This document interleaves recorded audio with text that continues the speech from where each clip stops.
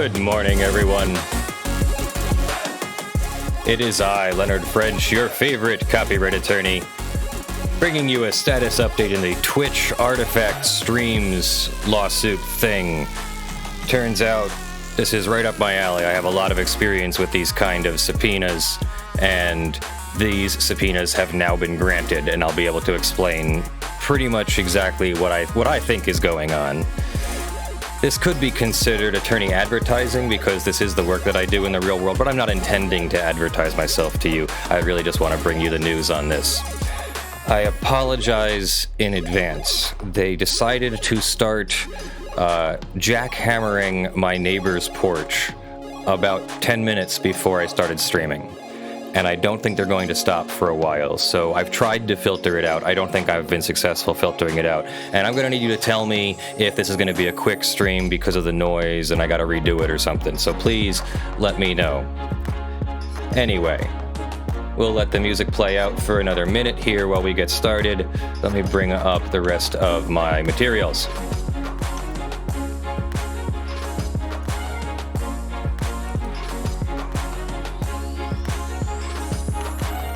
See, can you confirm you're in recording? Okay, great. We're almost ready to start. Good morning, Technical. Good morning. Bring the music down a little bit while it goes out, and let me bring up my the document that was granted. And this is what we'll be going over today. Yeah, you don't hear any jackhammering yet until the music drops out. And then I'm concerned that you're going to hear it in the background, and then everybody who's playing this on their TV at home or whatever is going to wonder, who's jackhammering at the neighbor's house? So this... Go ahead.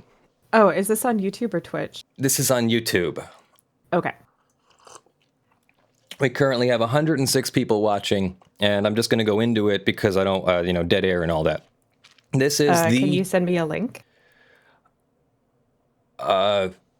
Yes, I really need to just start the show, though. So okay. Please, I'll just put it in announcements and somebody can then make a new announcement. There we go. Okay, so starting the show.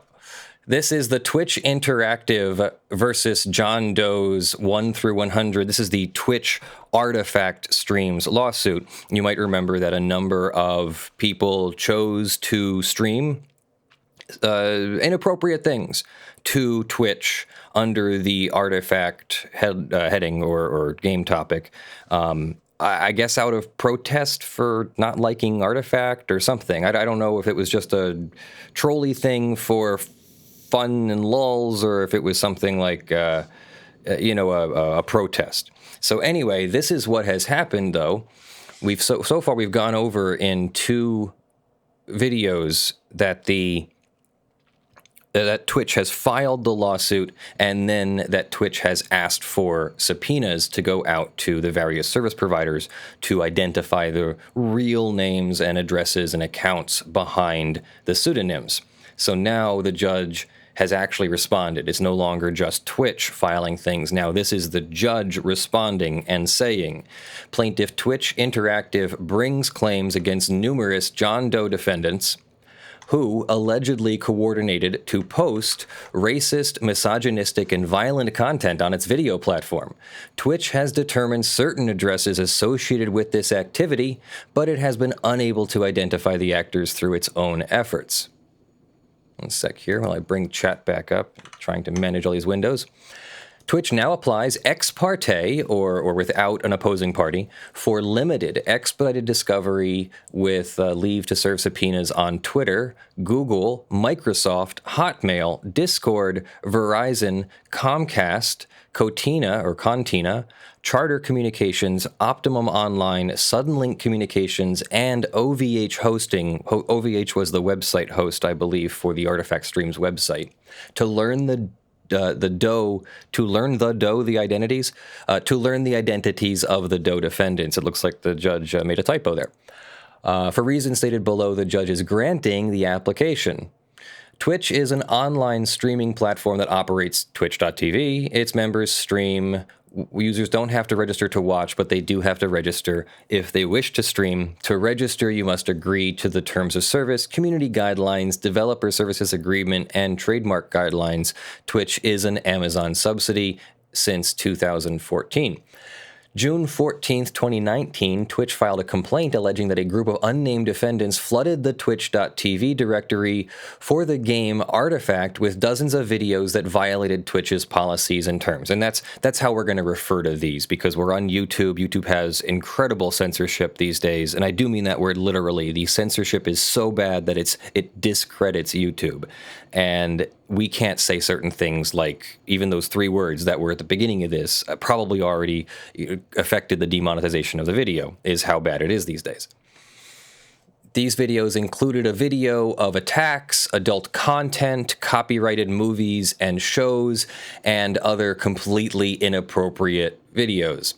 The Twitch took down the prohibited content permanently and suspended the accounts that posted it. The offensive videos then quickly reappeared using new accounts. Twitch contended that the defendants used bots to manipulate the viewer counts of the offending videos, drive traffic to its material. Defendants used websites such as Google, Discord, and Weebly to communicate about and coordinate their efforts. After these platforms banned the defendants, they set up additional Discord groups and used a website, artifactstreams.com, which featured Twitch's registered glitch mark prominently. The defendants also created a Twitter account at TwitchTOS, which used Twitch's registered Twitch mark. In response to these activities, Twitch suspended streaming for all new accounts, modified its systems to require 2-factor authentication, and spent time and money researching and taking action against the defendants. In doing so, it expended significant resources. June 27, 2019, Twitch applied for leave to serve internet service providers and social media companies associated with the defendants with an ex parte subpoena. Twitch seeks the identities of DOE defendants, which it will use to effectuate service. They go over the legal standard here, and this is my wheelhouse, so I'll be able to explain anything that you don't understand. Please feel free to ask all your questions. Oh, and why are we on top chat instead of live chat? Let's do that. Pop out chat so we can see everybody. There we go. I swear I've done this before. So, although Federal Rule of Civil Procedure 26D1 generally prohibits discovery prior to a Rule 26F conference, parties may conduct early discovery with a court order. Great. Everyone knows what we're saying now. Thank you. Let's have a nice stream. Thank you. Good day, everybody. Okay, so what does this say? Federal Rule Civil Procedure 26, which is about initial disclosures in a lawsuit. So what does that have to do with anything? Well, you can't get discovery until you start the lawsuit. And the judges say, the court procedure says that you don't start the lawsuit. Or I guess, let me back up. That's actually the legislature that made the Federal Rule of Civil Procedures. So Federal Rules of Civil Procedures. The rules say that you can't get to discovery without first having various initial things happen. Basically a Rule 26 conference is initial disclosures, and or at least that the parties will have to talk, and then you'll eventually have a procedural conference to tell the judge what you expect will be the issues in the case. You need your expert witness and all that. You're going to disclose all of that initially. This is one of the things that makes court difficult. You need to know all this up front. It's a chess game played with, or a checkers game played with chess pieces, but you still need to move your pieces. You still need to make your moves. You still need to plan your moves out up front.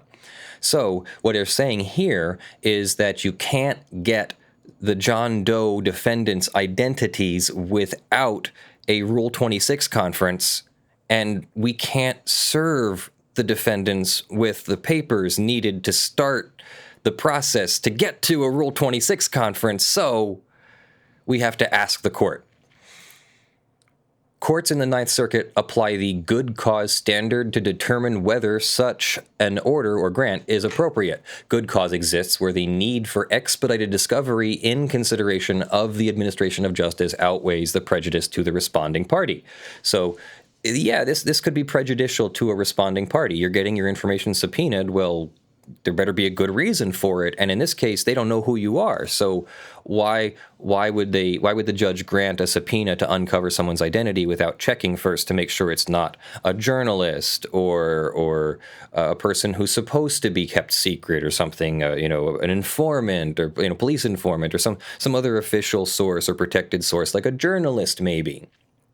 So we're checking to make sure that we're not going to be uncovering the identities of people who have a protected a privilege or otherwise, that this subpoena is some kind of legal undue burden.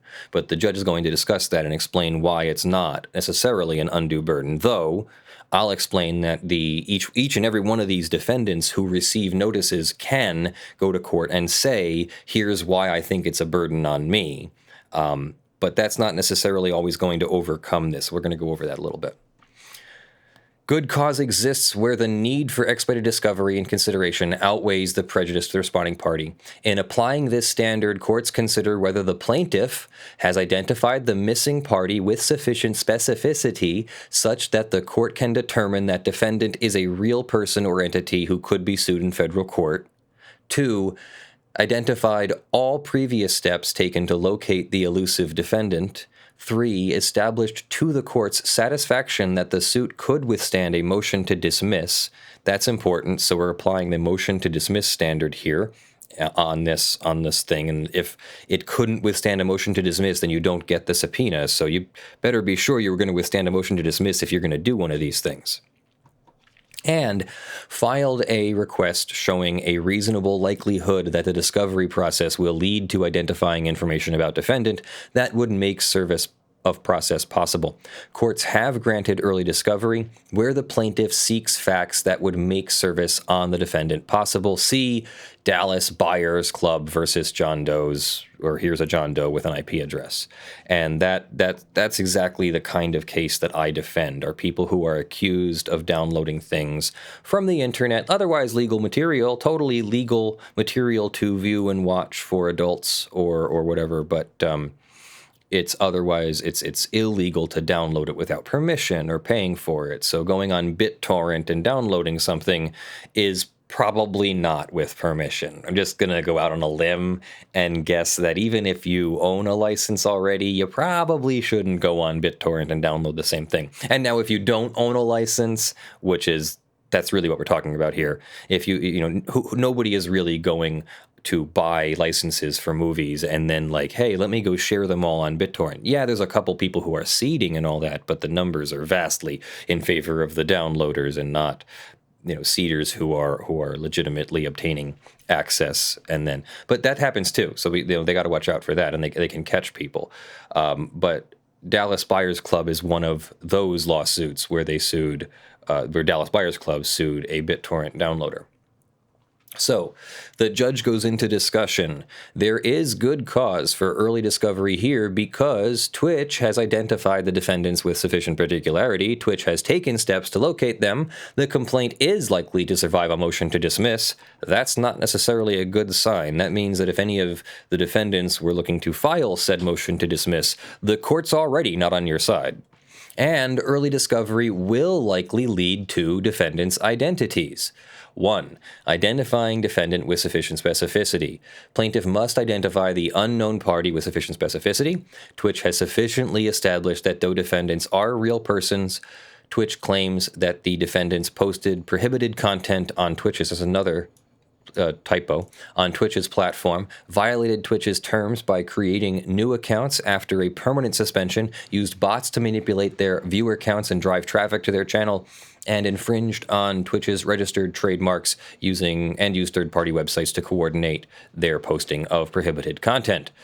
Carl Hester, a senior engineer at Twitch, conducted an investigation into the accounts that streamed the prohibited material. In the course of this investigation, he identified Twitch user Skell, a Gmail and Hotmail address linked to Skell's Twitch account, and the IP address associated with the accounts. Additionally, Twitch has identified thousands of IP addresses connected with the accounts streaming prohibited content. Several of these IP addresses were searched using a reverse Whois tool, which provides ISP and geolocation information for IP addresses. This is a bit of a controversy. One of the places you could attack this is whether that technology sufficiently identified you and your IP address and your geolocated and all that stuff. So you could try to attack whether they were allowed to use that location technology as a basis for establishing the correct ISP and all that to subpoena. It's thin, though. It's tenuous. This search identified the IP addresses geolocated in the United States and found they were associated with the following internet service providers: Verizon, Comcast, Contina, Charter, Optimum, and Suddenlink. The search additionally identified several IP addresses associated with Canadian cloud computing company OVH. That was the web host, I believe. Twitch has also made sufficient showing that the Doe defendants are subject to specific personal jurisdiction in California. The Ninth Circuit applies a three-part test to determine whether a party has sufficient minimum contacts. The non-resident defendant... Let me explain here. Sufficient minimum contacts means if we're going to sue all these people using federal court in California, that means they're all going to have to respond in California, even if you're in Maine or Texas or Florida or Pennsylvania. So if I'm in Pennsylvania, how in the world does California, even a federal court, but let alone, federal court, California have jurisdiction over me? I'm in Pennsylvania. I didn't do anything. I just typed keys on a keyboard and sent them to Twitch's servers and headquarters in California. So that's what you're going to see here. The non-resident defendant must purposefully direct his activities into the forum or purposefully avail himself of the privilege of conducting activities in the forum. The forum is here, California, where the lawsuit's filed. The claim must arise out of or relate to forum-related activities. And 3, the exercise of jurisdiction must comport with fair play and substantial justice. So, in other words, we're doing the court's work here. This is not a frivolous thing. The judge agrees that there will not be an injustice done or insubstantial justice or unfair play done by asking the defendant to respond in the forum state. Twitch asserts that its servers are located in California, that the defendants have repeatedly, knowingly, and intentionally accessed those servers, and that the defendants have targeted their wrongful acts at Twitch, which is headquartered in San Francisco. The harm that the defendants intentionally caused during the May 2019 attack occurred in California. This showing is sufficient to demonstrate that the defendants may be amenable to suit in this district.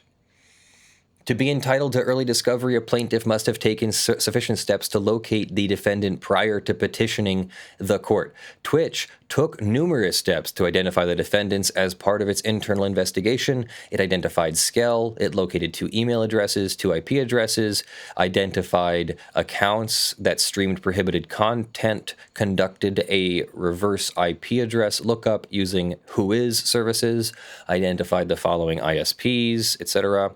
Twitch identified the website that Twitch identified the website that the defendants allegedly used to coordinate their attacks and found an email address associated with said website. It located Discord groups. Finally, it sent a copy of the complaint to the email address associated with Skell's accounts and the website, asking defendants to identify themselves. Those efforts are sufficient to satisfy this factor. Plaintiff must demonstrate that the claims would likely withstand a motion to dismiss by making some showing that an act giving rise to civil liability actually occurred, and that the discovery is aimed at revealing specific identifying features of the person or entity who committed the act. I assess each cause of action in turn. Federal trademark infringement. To state a claim, a plaintiff must allege ownership of a valid mark and that the alleged trademark infringer's use of the mark is likely to cause confusion or cause mistake or deceive consumers. Twitch has submitted copies of its U.S. Patent and Trademark Office registrations for the Glitch and Twitch marks. Twitch contends that it has attained substantial goodwill and strong recognition in the Glitch and Twitch marks, and the marks have come to be exclusively associated with Twitch. Twitch has also alleged that the defendants used the Glitch mark on that defendants used the glitch mark on artifact streams and used the Twitch mark on the Twitter account TwitchTOS. These allegations are likely sufficient to survive a motion to dismiss. I'm not sure why this would have been hastily prepared, but it wasn't proofread, not more than once. Now, I'm not trying to be too hard on everybody. I've had stupid mistakes in a thing, but I'm just counting here. Like, we're at the fourth typo now. But as a lawyer, doesn't it make you feel better to see judges make typos? Just a little bit. And that's the other thing, is I'm actually underhandedly attacking the judge's clerk, because that's who's writing this. The judge isn't actually writing this. So it's the clerk that messed it up. And the clerk, the clerk is already overworked. So it's really an underhanded attack, and I apologize. To state a claim for breach of contract, a plaintiff must plead the contract, plaintiff's performance or excuse for non-performance, defendant's breach, and damage to the plaintiff therefrom. Twitch's breach of contract claim is based on its terms of service agreement. Twitch alleges it has dutifully performed its obligations. To register for a Twitch account, users must affirmatively accept the terms. Twitch alleges that the defendants violated the terms by streaming prohibited content, manipulating their information, impairing others' use and enjoyment of Twitch, and using bots to manipulate their statistics. Twitch asserts that defendants' breach caused it lost profits and led it to expend resources to combat or defend the attack. These allegations are likely sufficient to survive a motion to dismiss. Trespass to chattels is a state claim. Trespass to chattels, a plaintiff stating a claim must allege the defendant intentionally and without authorization interfered with the plaintiff's possessory interest in the computer system, and defendant's unauthorized use proximately caused damage to the plaintiff. Remember, proximate cause is legally connected causes, so if there's too many things happening in between or too much of a disconnect, my example was if there's a car accident on the highway and you're late to work, that's not necessarily a connected cause enough for proximate cause for you to then sue the person who caused the car accident. Although one could make the argument, though, couldn't they? California case law has long recognized that consent to enter may be limited and that a trespass claim may lie when the scope of consent of a contract or agreement is exceeded. Twitch alleges that the Doe defendants streamed adult content, copyrighted movies and television shows, other totally inappropriate content, and a video of an attack. Twitch contends that its terms of service expressly prohibit anyone who accesses or uses the Twitch services from posting this content. Twitch defendants' unauthorized use allegedly caused Twitch to suffer the damages referenced above. These allegations are likely sufficient to survive a motion to dismiss. Fraud. To state a claim for fraud under California law, a plaintiff must allege with particularity, so that's something you don't necessarily see in other things. This is federal court. We normally have to plead on a notice pleading, so normally telling someone, hey, I'm accusing you of fraud would be sufficient, except no. Fraud is a special one where you need to plead with particularity. You need to say, this is who defrauded me, this is how they defrauded me, this is why it's fraud, here are the badges of fraud or the hallmarks of fraud and how I can tell it's fraud and what the misrepresentation was that I relied on and all that. You have to put all that forth. So let's see what the judge says. 1, you have to present a false representation as to a material fact, so the representation has to be a lie, and it has to be on something important. You can't just say, oh, hey, it's, I was late because it's raining outside, and when you were actually late because you stopped for coffee, when that has nothing to do with why someone sold you a car, but, you never actually got the car or something. Although that's a factor, circumstances of how the fraud was committed, but that's not a material fact to the false representation that underlay the fraud. Knowledge of its falsity, that the defendant knew its falsity, that had intent to defraud, there was actual and justifiable reliance on the part of the plaintiff or injured party and damage to the injured party. To comply with Federal Rule Civil Procedure 9b, a party alleging fraud must state with particularity the circumstances constituting fraud. Averments of fraud must be accompanied by a who, what, when, where, how of the misconduct charged. Twitch alleges that the defendants committed fraud when they agreed to abide by Twitch's terms of service with no intention of doing so. After Twitch banned the defendants from its platform, they misrepresented and concealed their identities and other personally identifying information, such as IP addresses, to create new Twitch accounts and repost the offending material. Twitch justifiably relied on these representations when it allowed the defendants to access its services. These allegations are likely sufficient to survive a motion to dismiss. Thank you, y'all ain't right. Oh, you're watching with your kids. Yes, we have decided to be much more family friendly, and I've removed curse words and things from the show for a while now. But we try not to even use the one F word that we're allowed. You will hear occasionally an S word or something like that, but I don't try to use them for no purpose. Likelihood that discovery will lead to identifying information. Lastly, Twitch must show a reasonable likelihood that the discovery process will lead to identifying information about defendant that would make service of process possible. Twitch has submitted copies of the subpoena it intends to send, which requests physical address, email address, secondary email address, records of session times, duration, including logs of IP addresses, length of service, including account start date, any other subscriber number or identifying information that might be temporarily assigned as a network address, and means and source of payment, including credit card and bank account numbers. Remember, we were just upset about this when, Shoga Kukan was asking for this information, and everybody said this was standard. Well, yeah, I guess this is standard because, look, here even Twitch is asking for it. I guess to correlate with any other payment card information that they may have from other accounts to then identify someone. There is a reasonable likelihood that in response to these subpoenas, Verizon, Comcast, Contina, Charter, Optimum, and Suddenlink, and then the web host OVH, will provide names and addresses of individuals involved in the attack.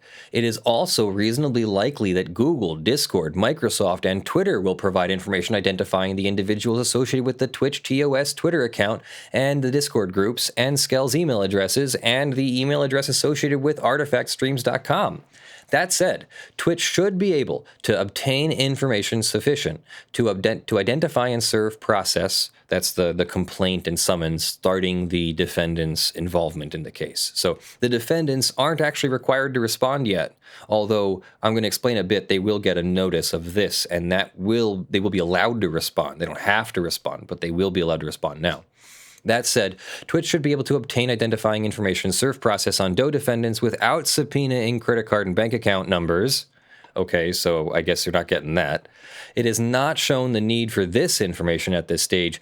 Twitch shall amend the subpoenas to omit these requests. So no bank account information or credit card numbers at this time. The amended subpoenas prove insufficient to procure the identities. Twitch may renew its request. So the judge is leaving open that if they really need bank account and credit card numbers, the judge will grant it upon a second showing of good cause or a renewed showing of good cause. Even if the subscriber is not the proper defendant, learning his or her identity may, that's a fifth or sixth typo there.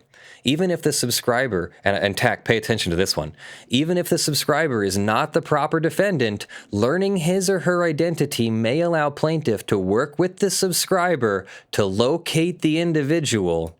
Strike 3 holdings is the citation.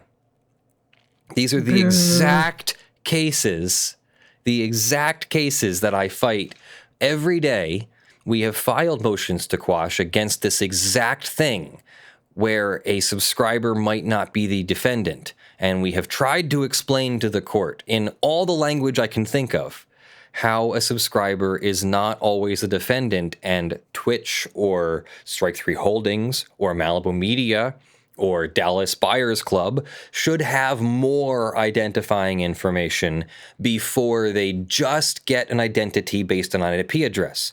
You saw Twitch here has done an entire investigation. They've identified Skell, they've identified websites, they've identified the harmful conduct, etc. Okay, maybe that's the something more, and I, the defense attorney, while I would still advocate for a client who hired me, like, let's back off for a second, and as a practical matter, maybe that's crossed the threshold, and there's enough here. I'm sure that some of the defendants don't agree, and there's probably a whole bunch of you that don't agree, and you're not wrong. The threshold where that exactly lies is totally up for debate, but this judge has just cited a strike 3 holdings case saying that it's totally okay to go through the subscriber to get to the individual defendant. That is remarkable and means a lot more than I think a lot of us realize.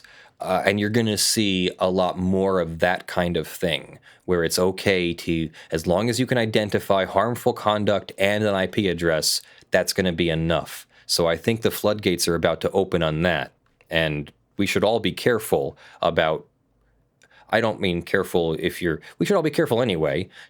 Tell people who are using your network not to do illegal things on your network, because you can get sued, and then you, the subscriber, are going to have costs, and then they, the infringer, are going to have costs, and then I have to spend half an hour to an hour on the phone with you just explaining why this shakedown operation is legal, even though I don't like it. I would much rather be creating this content for you than defending BitTorrent piracy from unfair attacks. Totally okay with doing things to stem the tide of piracy and all that, and there are lots of remarkably good things they can do, and these companies, Strike 3 Holdings and Mallow Media, they don't do any of that. They don't take any steps to mitigate it. This Twitch thing is not that, but it's touching on it, so that's why I'm talking about it so much. Any thoughts, Tack, before I go on? No, I think you covered it all. Twitch's discovery request is reasonably likely to lead to named defendants who it can serve.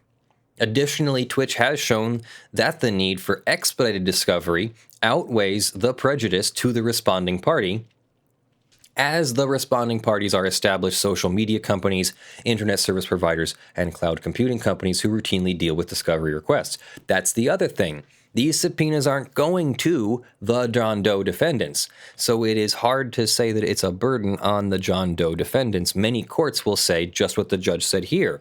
The subpoenas are not going to the John Doe defendants, they're going to the ISPs and cloud computing companies, who all have legal compliance departments. And I'm going to show you what one of these letters looks like, so everybody can know what's about to happen. And if you are going to be the recipient of one of these, and you receive one of these letters, then you know that I was steering you right. And where does it say here? Expedited discovery. Expedited discovery is that pre-Rule 26 discovery where we don't know John Doe's name yet, but we have to serve them, so it's a catch-22. And the judge does say that the need for the discovery of the identities outweighs the prejudice to the people behind those identities. The judge does issue a protective order. This is really important, everybody. Listen up. The court may, on its own, sua sponte, grant a protective order for good cause shown. Courts in this district have granted protective orders where the plaintiff sought early discovery to identify an IP address subscriber. See Strike 3 Holdings. See Strike 3 Holdings. Look at that. 2 more Strike 3 Holdings cases cited for these things. This case does not involve adult content, but does involve allegations of inflammatory conduct. In addition, the mere fact that an individual is the ISP subscriber does not necessarily mean he or she is the infringing party. Mind blown! The court just said it out loud. They know that the infringer is not necessarily the subscriber and vice versa. So the judge is going to take some steps and try to protect that innocent subscriber. Given the nature of the alleged conduct, I will grant a protective order to the limited extent that any information regarding the defendants by Twitch from the ISPs and social media companies will be treated as confidential for a limited duration. Specifically, Twitch may not publicly disclose this information until the Doe defendants have had an opportunity to file an application to this court to be allowed to proceed in litigation anonymously, and I have ruled on that application. So if you are a recipient in this, you will be allowed to proceed anonymously, but you must make an application to the court, and I'm assuming the judge will have something in their order here for that. If the defendants fail to file an application to proceed anonymously within 30 days after their information is disclosed, that's another important time period, let's remember that, 30 days after their information is disclosed, this limited protective order will expire. If the Doe defendants include identifying information with their requests to proceed anonymously, I find good cause to order the papers filed under seal until I've had an opportunity to rule on the request. Another remarkable ruling. You can't file things under seal without permission from the court, so you would normally pay an attorney to please go ask permission first. Well, I want to charge you something for that, so maybe that's an hour or two of my time. Or maybe I have to go hire somebody in California because I'm in Pennsylvania. And by the way, I do have somebody in California, a very, very good attorney. So we can defend you in these things, but you need to make the application. Well, the judge has just removed that hour of time. You don't have to pay your attorney for that hour. Now it's just the application that we have to file and not the request to file under seal. Now we can just make the application under seal. If the Doe defendants include identifying information with their request to proceed anonymously and the request is placed under seal, I will direct Doe defendants to submit a copy of the under seal request to Twitch to ensure Twitch has time to respond. So Twitch gets to have the identities too. We're not talking about being secret from Twitch. This is secret from the public, only on application and only if you do it within the 30 days that the judge has given you. For good cause shown, Twitch's ex parte application for leave to file third-party subpoenas is granted. I order that plaintiff may serve a subpoena, Rule 45 subpoena is the subpoena, on Verizon, Comcast, Contina, Charter, Optimum, Suddenlink, OVH, Google, Discord, Microsoft, and Twitter. To obtain the true names and addresses of the Doe defendants, the subpoena must have a copy of this order attached. Those parties will have 30 days from the date of service upon them to serve the Doe defendants with a copy of the subpoena and a copy of this order. Verizon, Comcast, Contina, etc. may serve the Doe defendants using any reasonable means, including written notice to his or her last known address, transmitted either by first-class mail or overnight service.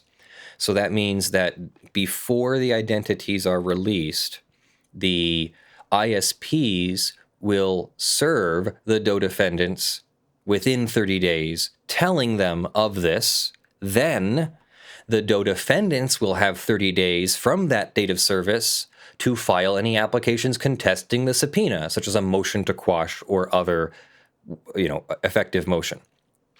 If the Doe defendants do not contest the subpoena within 30 days, those parties will then have 10 days to produce the information to Twitch. They must preserve any subpoenaed information pending the resolution of any timely filed application to quash, and they must confer with plaintiff and may not assess any charge in advance of providing the information requested in the subpoena. They may elect to charge for costs of production, but must provide a billing summary and a costs report that serves as a basis for such a billing summary and any costs claimed by them. Twitch must serve a copy of this order alongside any subpoena issued pursuant to this order, and any information disclosed to Twitch in response to the subpoenas may be used by Twitch only for the purposes of protecting its rights as set forth in the complaint. That's a bit of limiting language saying that if they used it for some other purpose, that you're automatically in violation of a court order. So it's kind of an automatic limiting language. And that is William H. Orrick, United States District Judge for the Northern District of California. So, holy mackerel, we're going to see what happens to the trolls. This is going to be a heck of a show. Get your popcorn, because each one of these is going to be a video, each step along the way, as they figure out who Skell is and figure out who John Does 2 through 100 are and start naming them as John Doe 1 and John Doe 2 and John Doe 3 in public, because they'll have gotten their identities in private. Now, they said that there would be a notice that went out. Now, I'm going to look at my notice one more time because this is a real notice that we have redacted to make it generic. And this is what actually gets sent out by Verizon. And Tack, you looked at this too. You can confirm that I redacted everything and I'm not about to show anything that breaches my lawyer's rules of professional conduct, Rule 1.6, confidentiality, one of our most sacred rules. So, okay, we're ready? Yes. Okay. So this says, this is from Verizon. This was an April 30th notice, and this was a 60-day notice. This new one is actually going to be a 30-day notice. So this says, court-directed notice regarding issuance of subpoena seeking disclosure of your identity. Read at once. Verizon Online recently received a legal document called a subpoena. Absent action by you, the subpoena requires us to disclose your name, address, and other information. The subpoena was issued pursuant to a court order for the United States District Court. The plaintiffs have filed a lawsuit. The plaintiffs' lawsuits against so-called anonymous John Doe defendants and issued subpoenas to determine the identity of these people. They have asked us to disclose your identification to them, including name, current address, email address, MAC address number. Enclosed is a copy of the subpoena, as well as an exhibit page. We do not have records that would prove or disprove your factual innocence, etc. They give you, in this case, in this document, they gave 60 days, but in the Twitch case, it's 30 days. This is a civil lawsuit. Also, the Twitch thing is a civil lawsuit. Your identifying information has not yet been disclosed. The intention of this notice is to give you some of your rights and options. It does not provide legal advice, and they can't provide legal advice. So you have 30 days in the Twitch case from the date of receipt of whatever notice. You'll receive something like this. Verizon's will look like this, probably identical. And then you can respond to Verizon legal compliance at the address there. Verizon, you know I love you, so I blanked out your address so nobody can harass you at your legal compliance number. Please provide us with a copy of the filed motion to quash the subpoena. The identity will not be disclosed until the court makes a decision on your motion. If you do nothing after 30 days in the Twitch case, we'll be compelled to send plaintiffs your identifying information. You may wish to find an attorney. You can find a lawyer at abanet.org/lawyerlocator/searchlawyer.html, or you can go to the EFF.org page on subpoena defense. Just search for EFF subpoena defense, or go to EFF.org/issues/file-sharing/subpoena-defense. If you are interested in discussing this matter with the plaintiff's attorneys, you may contact them, but please understand that these lawyers represent the company that is trying to sue you. They can speak with you about settling the lawsuit if you wish. At the same time, you must be aware that if you contact them, they may learn your identity, and anything you say to them can be used against you in court. You should not call the court if you wish to retain an attorney, etc., etc., etc. So that's what one of these notices actually looks like. Genzo, I know it's funny that Verizon gives a link to the EFF, but the EFF really does have some great resources on subpoena defense. And full disclosure, I'm on that list, so that's self-serving. I'm definitely telling people about that list because I know I'm on it. So no hidden anything there. This, like I said before, this stream could technically be considered attorney advertising, and I guess I've said that enough times that it probably is, because this is exactly the kind of thing I would defend against. And like I said, I have a wonderful attorney. I was going to use the word beautiful, but I thought that might be strange because my attorney is a woman, and I didn't want to sound sexist, so I didn't mean it that way. I meant beautiful as in the person knows the law. It's brilliant. It's beautiful. I have a wonderful attorney in California who would probably love to defend this kind of thing unless she has some kind of conflict of interest, which can happen. It's California. Maybe she's represented Twitch. So if there's no conflict, then we can use her, or I can find another attorney and we can write the things ourselves and file them through counsel in California if we have to. So that's the Twitch situation. What do you think of that? If you were one of these Twitch artifact streamer troll people who had done this, How do you think you'd be feeling right now? You're definitely, like, the screws are turning, like the I'm really not trying to be I tend to be the destroyer of dreams, so I apologize for my pessimism. But, like, a person is starting to feel, the lawsuit tightening around them. And here's the thing, though. We still don't exactly know what Twitch wants. Is Twitch really going to make an example out of each and every one of these people, or is this lawsuit the example, and Twitch will be happy just to get each one of them to agree never to do this again or something? I don't know. We didn't see, what was it, Amazon, or who was it with the cheaters? Who sued the cheaters? We didn't see them bring the hammer down. They caught the cheaters, they sued them, and then when they figured out that a couple of them were kids or whatever, and the one kid's mom responded and everything, they more or less just wanted them to stop. That was Fortnite, right? Was that Fortnite? And that was Epic. That was Epic suing cheaters. So now we have the additional protection that we won't get their names, and we won't, they doxed themselves, but that won't be shared publicly now. In this case, only people who don't respond or don't make an application. So let's say that you receive, I just did it. Let's say that you receive one of these notices and you don't care to respond to it. You don't care to object to your identity being disclosed. And maybe you're just going to wait to see what happens with the lawsuit. Well, you would still want to make an application to the court to allow you to proceed anonymously from the public. So if you need any help with that, you can contact me, and through counsel in California, we'll be able to help you file the right application. And I'll probably charge a very minimum amount of money to make it affordable for people who want to do that.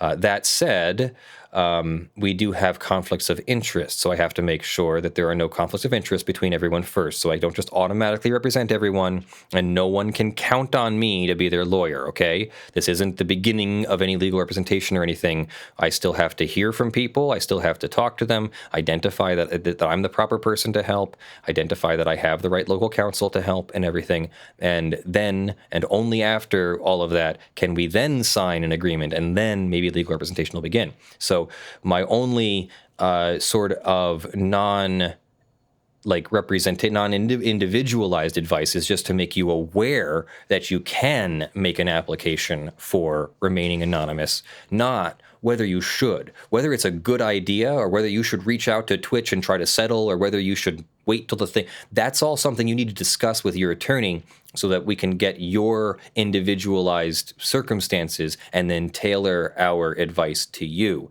I can't just generally say to all 100 or more defendants, you should do this or you should do that. What you should do is be aware of what's going on and what your options are, and then make your own decision whether you need more advice from an attorney or not. And not that's not on me, is what I'm trying to say. I'm covering my ass. Sorry, Dad. I used that word. Speaking of which, there were some questions in the chat here about what exactly counts as legal advice and what doesn't. I'm using the practical definition of legal advice, which is basically anything I think anyone could ever misinterpret and then go act on and then tell a judge, but Leonard French told me to do it. Some person is someday going to stand up in front of a judge and go, I saw it on YouTube and Leonard French told me to do it. And I'm going to get hauled before some judge asking, did you really tell this person to do this? And I'm going to say, no, I said this is not individualized legal advice. So that's what that's about. Legal advice is really, if I said to people, you should do this, that's probably legal advice because I'm a lawyer and I'm an authority on this. I'm licensed and barred and everything. So I have to be very careful that I don't give people advice because that's probably all legal advice.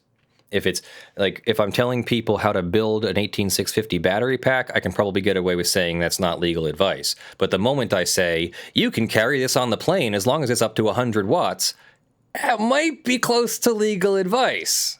Like, should you? Or is it? Should you put it in your checked bag? Should you put, maybe you don't need an attorney to tell you that, but at some point there's going to be some legal compliance in there, and maybe that'll be legal advice. I think that's something that I've learned from hanging out with like you and Blackleaf and stuff, is that there is this extra voice in your head that goes, what if I was ever dragged in front of a judge, in front of an ethics committee? Yes. What if this, 10 years down the line, someone brings this up? It's like, I have to be able to justify everything. And so lawyers have this extra layer of scrutiny that they put on themselves. So if you ever hear a lawyer say like, well, it depends, or like, I really can't give you an answer to that. You guys are being dodgy for a reason. That's why you'll get two opinions from every lawyer.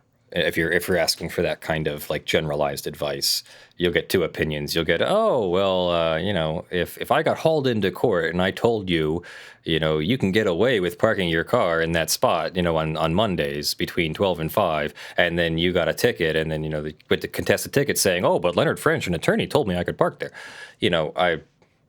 That's what there is. There's a voice in the back of my head going, I'm going to get sued. I'm going to get sued. I'm going to get sued. I'm going to get sued.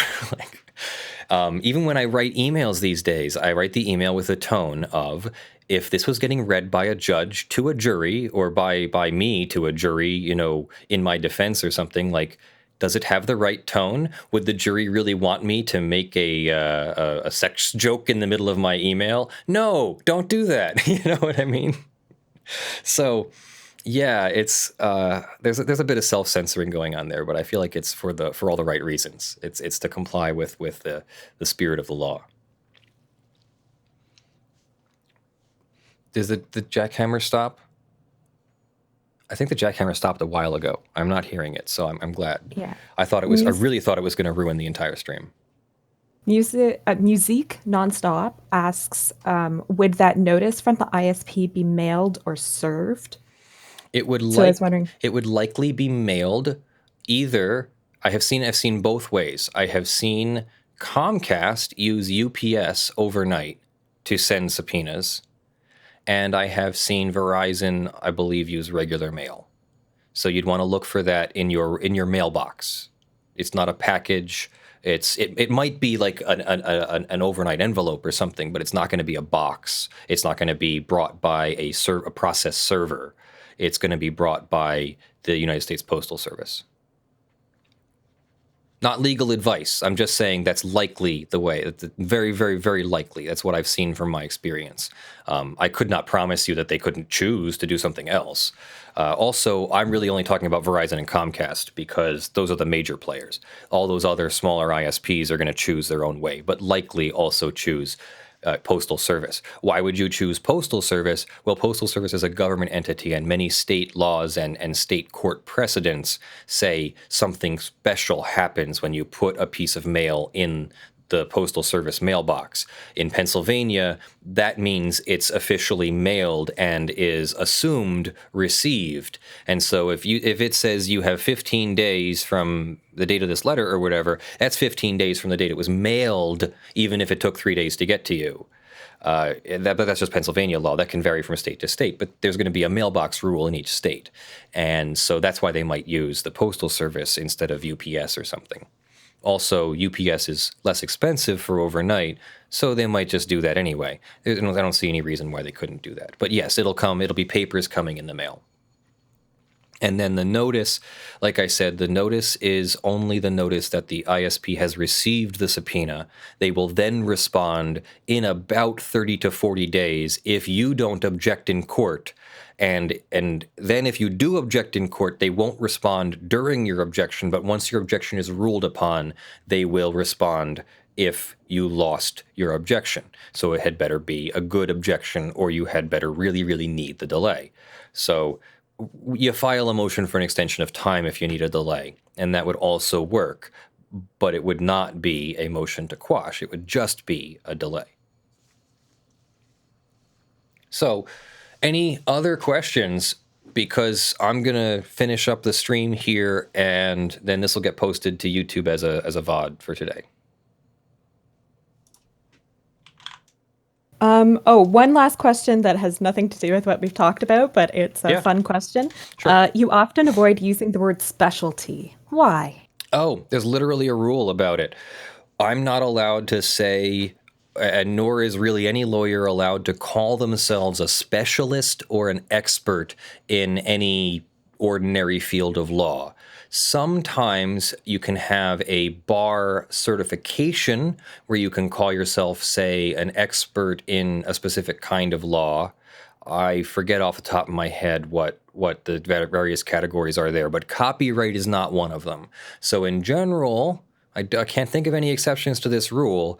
No one can call themselves a specialist in copyright law or an expert in copyright law because it makes them sound like they're better than other attorneys when we've all been certified to have the requisite training, and we all have a duty to assess our competency and maintain our competency to the required standards. So any lawyer should be able to educate themselves in any area of law and represent someone, and they can choose for themselves with their own discretion whether they have the ability to do that in the time allotted, with the resources allotted, etc. That's the duty of competency. So if I call myself a specialist or an expert, I'm actually violating one of my ethics rules of professional conduct. It might, for all I know, it might that sort of thing might have been altered by now. I don't know. I always found that to be the strangest of rules. But I haven't heard of an update on that one in Pennsylvania, so I'm still complying with it. I too am an expert in sleeping. That is one of my. I have mastered that activity. Well, once you spend 10,000 hours doing it, right? Yeah, right. Malcolm Gladwell's tipping point or expert, whatever. So, thank you for joining me. I am Leonard French, your favorite copyright attorney. This is a community-supported legal education channel. Find out how you can support our mission at the links in the description below. Thank you to our August 2019 supporters on Patreon and Sponsors. Thank you to Joshua Davis from TandaPay. He is sponsoring at the $500 level. We'll be bringing you his video and a lot of information on TandaPay, a social insurance program with blockchain technology. It's really cool. Also, thank you to the $50 plus supporters: John Steele, Gavin Barnard, Eevi, Kyle Mudrak, Michael Pearce, Jan Negrey, Blackleaf, Spirit Bear, Daniel Perez, Snorre Wisotzky, NotMike, Joe Tyson, and King Macro. Thank you to the $5 plus supporters who are scrolling on the LED panel behind me and will be in the description of the VOD when it drops. Kaylee, do you want to release the puppers? We'll see if we can get some puppers over here for you, as people are asking for said dogs. I didn't see Kaylee in the chair, and so when you suddenly mentioned her, I'm like, what? Where is she? Where is she? Release the dogs! Hey, yay! We have dogs. Here, we've got the camera set up differently today, so maybe you'll see more of the dogs. Here is Ilsa. Hup. Can you do it? Hup. Good girl. Good girl. Good Ilsa. Want one more? I split it into two so you stay a little bit longer. Ilsa farted so loudly here. Oh, nice. So you're trapped in that little room and you can't get out. Nico, hup. Nico. Nico. Nico. Come on. Hup. Come on. No. Oh, we got both of them. I got both. I got both. You want one, Ilsa? Okay. Yep, she's a little bastard like that sometimes. Good boy. Good boy. So that is our show, everyone. Thank you for joining me. I am Leonard French, your favorite copyright attorney. I will release this. Oh, we're getting Nico grunts. Want to do some more? You want more Nico grunts? No? And we'll release this as a VOD on YouTube, and I'll see you in the rest of the videos that drop. Any last questions before I close the stream? Go ahead. All right. Love you all. Yep. See you guys later. Bye.